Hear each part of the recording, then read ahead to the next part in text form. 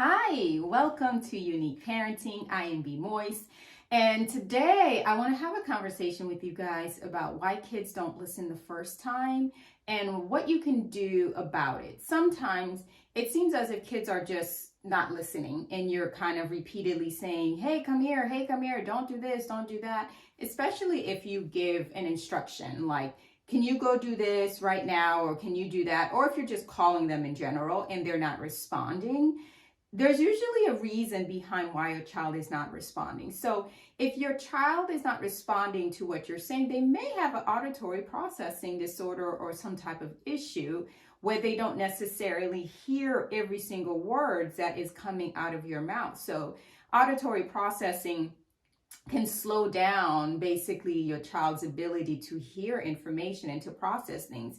And also kids, younger kids, naturally have auditory processing issues because they're just developing. So there's a lot of things that's going on through early childhood development that we may not be able to see because they're internal. So that could be another reason. So if you want to be more effective when you're trying to communicate something to your child, first thing is there's a verbal approach, right? Which is just, hey, are you listening? Hey, come here. Hey, can you do that? Hey, can you do this?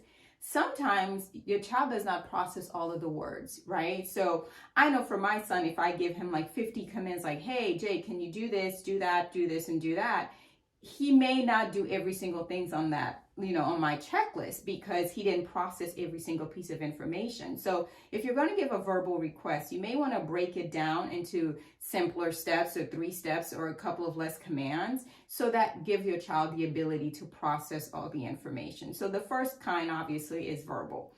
The second step would be visual. So, hey, can you come here, please? So again, now I paired the verbal with a visual guide of, hey, can you come here? Another type of visual guide can be making eye contact, like making sure that the child is looking at you, seeing you, you made eye contact with them, they made eye contact with you. That way, you both know that there's a conversation happening right now. There's a communication exchange between you and your child. I tend to naturally call my children boy and girl because I mix their names up all the time. And funny story, when my mom used to do that when I was a kid, I was like, how hard can it be to not call me Alex? Like, I am not Alex, I am Beatrice. Apparently it's very hard. Now that I am a parent and I do it all the time, it is very hard. So I tend to just break them down to their gender and just say, boy, come here, or girl, come here, which they find utterly funny. But anyway, for the most part, like if I'm like, Abby, come here, or Jay, come here. Or if I just say, hey, come here, and I didn't name who I'm speaking with, they both actually have the strong possibility of ignoring me. So I want to make sure that I break eye contact and I make eye contact with either child to let them know who I am speaking with. So again, the verbal, hey, tied with the visual, the verbal, hey, tied with the visual of come here, kind of creates this different level of communication, like I'm pairing 2 things to make it better. The third thing I like to tie in with it, like if I fail with the verbal, if I'm not responding with the visual, then I'd like to add a physical touch. So typically it's, hey, can you come here? And if the child is still kind of like, wait, what's happening or what's going on?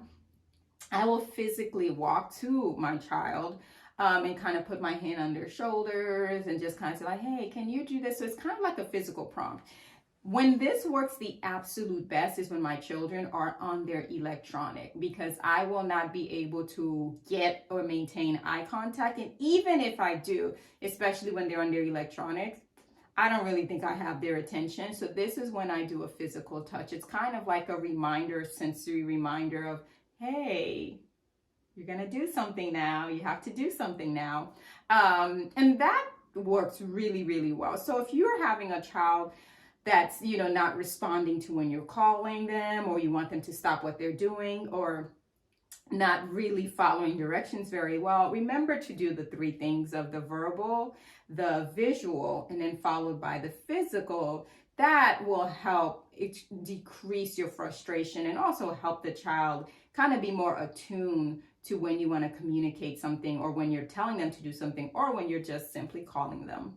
So in the meantime, I want you all to enjoy your unique parenting journey with your unique child.